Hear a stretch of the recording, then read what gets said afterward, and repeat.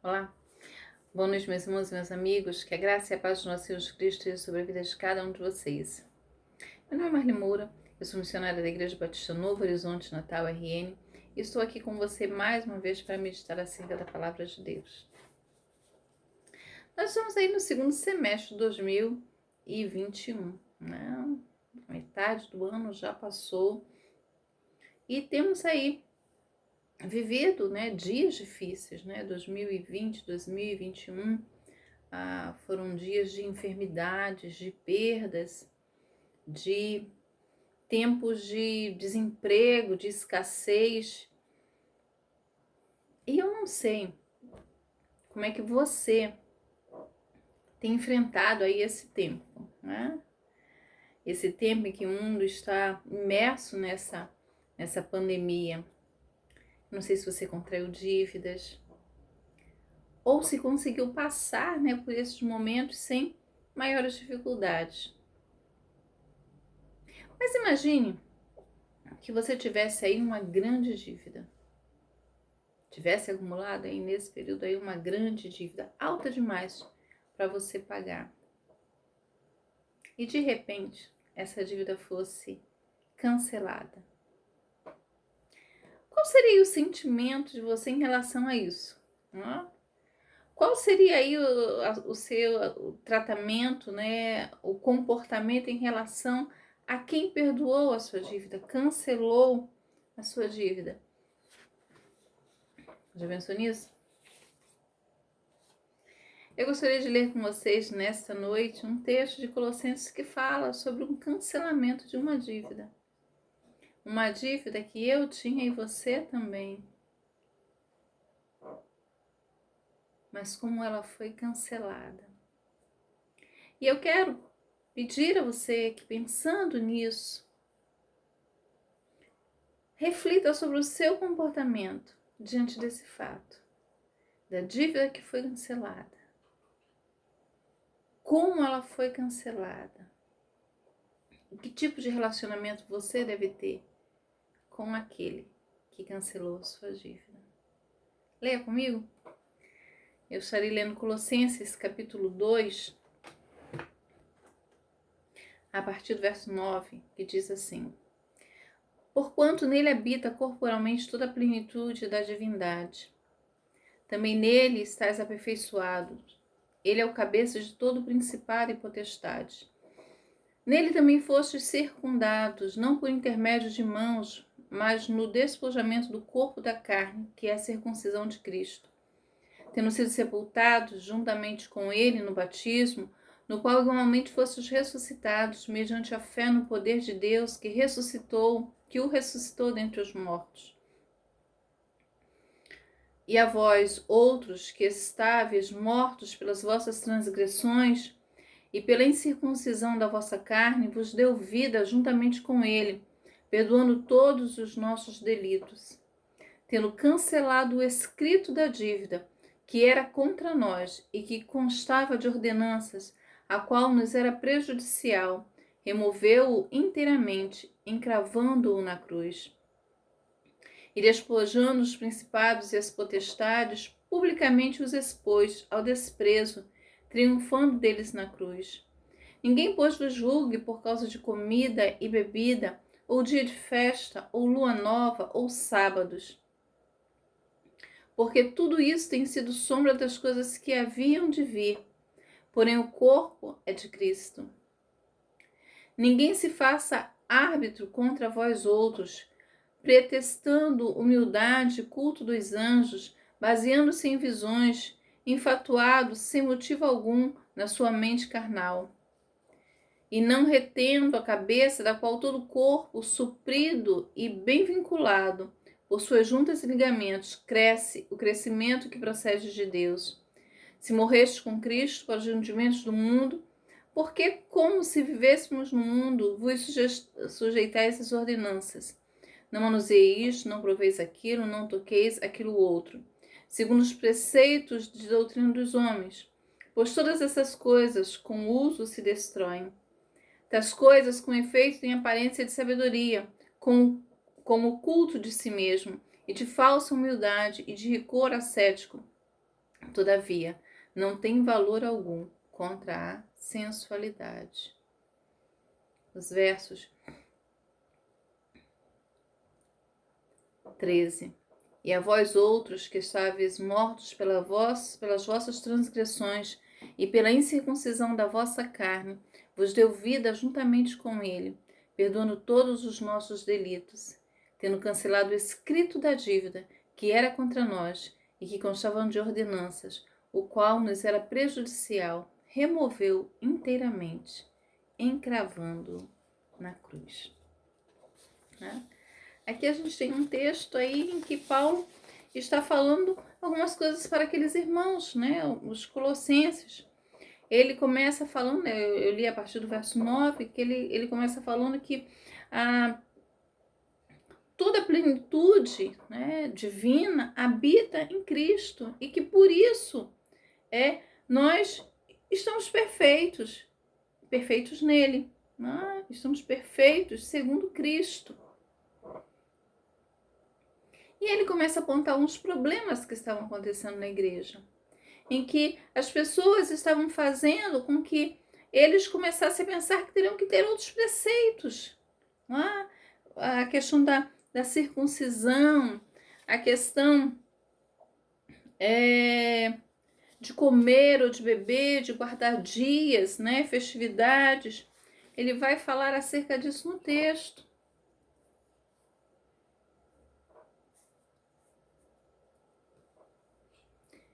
E quando ele diz para aqueles irmãos que eles não precisavam cumprir essas coisas, porque eles estavam plenos em Cristo, aí ele aponta o que Cristo fez.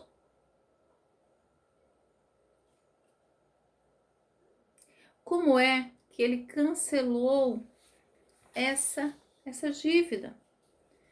Aqui, a questão daquele escrito da dívida, né, significa algo aí escrito possivelmente à mão, né, um manuscrito. A alusão aqui provavelmente um contrato escrito, comprometendo, né, o trabalho até efetuar o pagamento. É uma alusão aqui aos escritos da lei. A lei judaica cerimonial, que aqui é representada como tal contrato.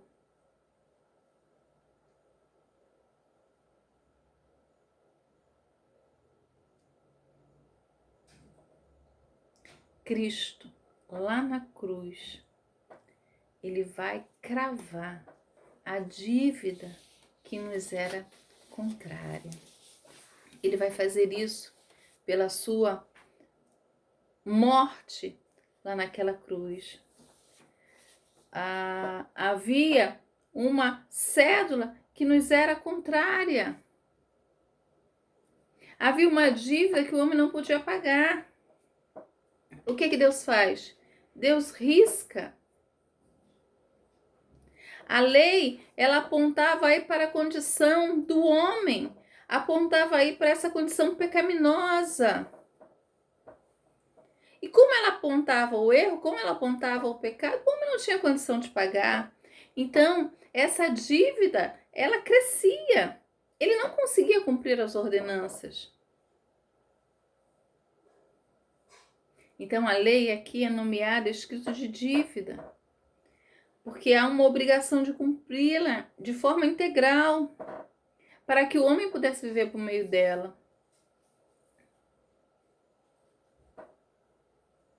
Essa dívida crescente, ela foi anulada lá na cruz do Calvário. Ela foi cravada lá na cruz do Calvário. Foi isso que Deus fez por você. Foi isso que Deus fez. O homem acumulou uma dívida muito alta com Deus por causa dos seus pecados. O texto vai falar sobre isso. O texto vai dizer que havia uma dívida contra nós. Uma admissão assinada de dívida, de descumprimento. Os pecados tinham se acumulado e a dívida era longa. E qual é o salário do pecado? O salário do pecado é a morte. Uma dívida que o homem não conseguia, não tinha como pagar. O que Deus faz, então? Deus pega aquela dívida, aquela acusação e crava lá na cruz do Calvário. Cristo se entrega por nós. Ele morre no nosso lugar, porque nós não tínhamos condição de pagar essa dívida.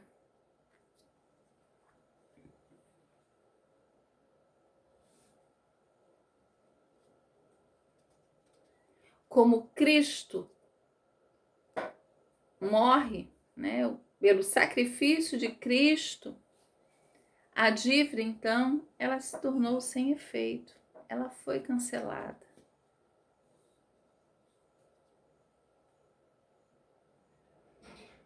Esses sacrifícios de Jesus lá na cruz do Calvário, além de perdoar as ofensas das nossas transgressões, além disso, ela fez algo mais nas nossas vidas. Ela nos deu vida, nos vivificou juntamente com Ele. É o que o Paulo está dizendo para aqueles irmãos. Olha só a obra que Deus fez. Olha aquilo que Deus preparou para vocês. Vocês não podem deixar agora que ninguém vos esteja colocando ordenanças, pesos. A cruz libertou vocês. A cruz, né, o sacrifício de Cristo na cruz libertou vocês dessas condenações. E é nele que reside, é nele que habita toda essa plenitude.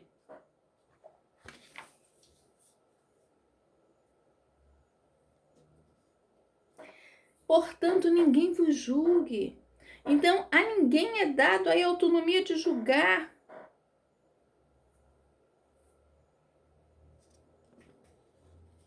Porque o sacrifício de Cristo libertou vocês. Aí o verso 18, ninguém vos domine a seu bel prazer. Olha, ninguém vos domine. Por quê? Porque vocês estão sob o senhorio, sobre o domínio de Cristo. Qualquer que venha com outras teorias, qualquer que venha aí estabelecendo preceitos, deve ser colocado de lado, deve ser deixado. Porque vocês são ligados agora na cabeça que é Cristo. Na cabeça que é Cristo. É Ele que guia vocês. Olha, se vocês estão mortos com Cristo quanto aos rundimentos deste mundo, por que vocês estão carregando todas essas coisas? Acordem.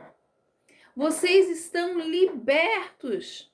Paulo aqui está chamando a responsabilidade a esses cristãos. Vocês morreram para os rundimentos do mundo, porque vocês ainda estão se submetendo a essas coisas. Vocês estão vivendo agora sob uma nova direção, sob Cristo.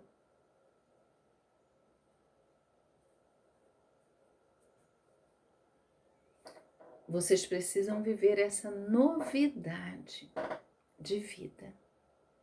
É assim que vocês precisam viver.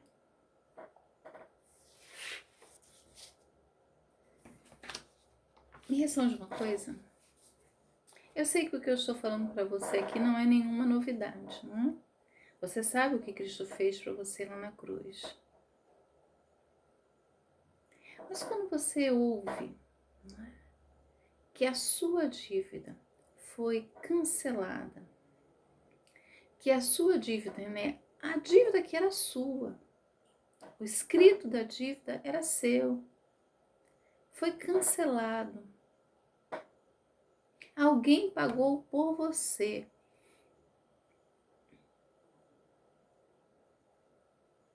Que tipo de sentimento você deve ter em relação a isso? Que tipo de comportamento você deve ter em relação a isso? Você já pensou? Já parou para pensar?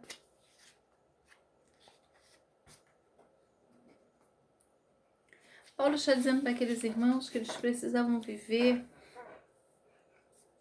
em uma novidade de vida. Eles precisavam viver de acordo com aquilo que Cristo fez por eles, sendo guiado por Cristo e não pelos rudimentos deste mundo. Como é que você tem vivido? Como é que você tem guiado aí a sua vida?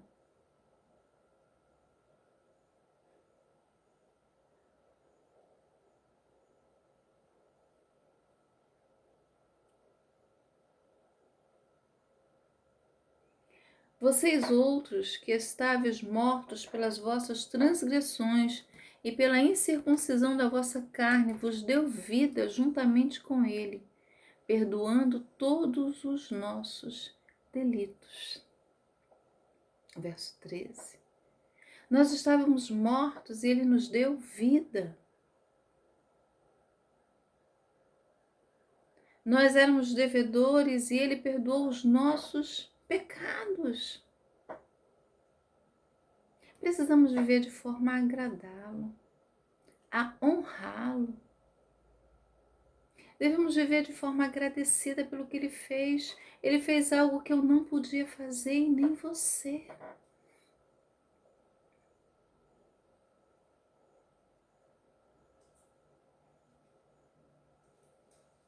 Não podemos viver aí segundo o curso, segundo os rudimentos deste mundo. Mas precisamos viver a plenitude. Precisamos viver de acordo com os parâmetros que são parâmetros do reino e de Deus. Ele morreu. E morreu por você. Foi por você que ele morreu. Foi por você que ele se entregou. Para que você pudesse ter vida e vida no nome dele. Enquanto eu pensava nesse texto, nessa dívida cancelada, eu me lembrei de uma canção, uma composição de João Alexandre. Eu conheci na voz dele, né? Outras pessoas gravaram. É Olhos no Espelho.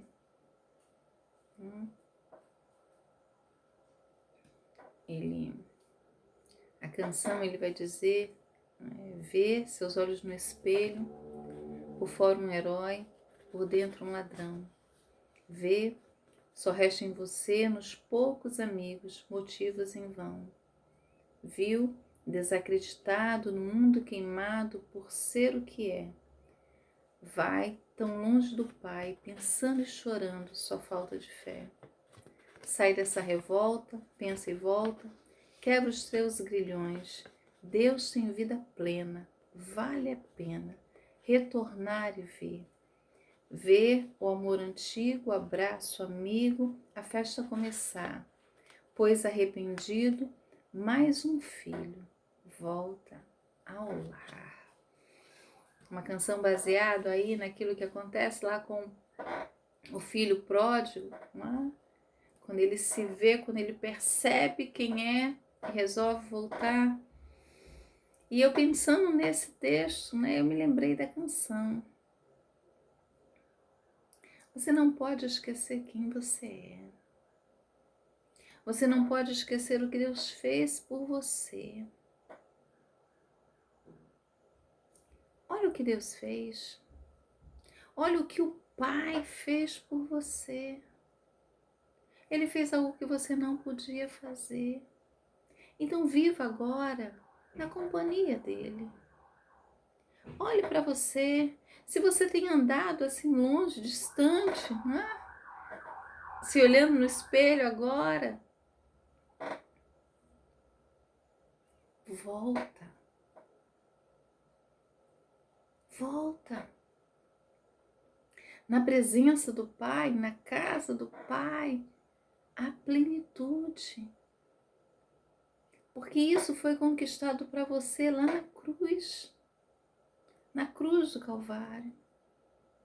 Nós precisamos viver agora em comunhão, em gratidão, em submissão, porque aquilo que nos era contrário foi cancelado e nós podemos chegar a alcançar a condição de filho e desfrutar da presença desse Pai, da presença do Pai. Pensa nisso. Pensa nisso. E volta.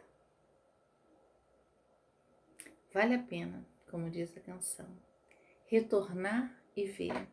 Ver o amor antigo, o abraço amigo, a festa começar. Pois arrependido, mais um filho volta ao lar. Ele pagou uma dívida por você. Viva com ele. Viva por ele. E viva para ele. Para a glória do nome de Deus. Deus abençoe você. Um grande abraço e até a próxima.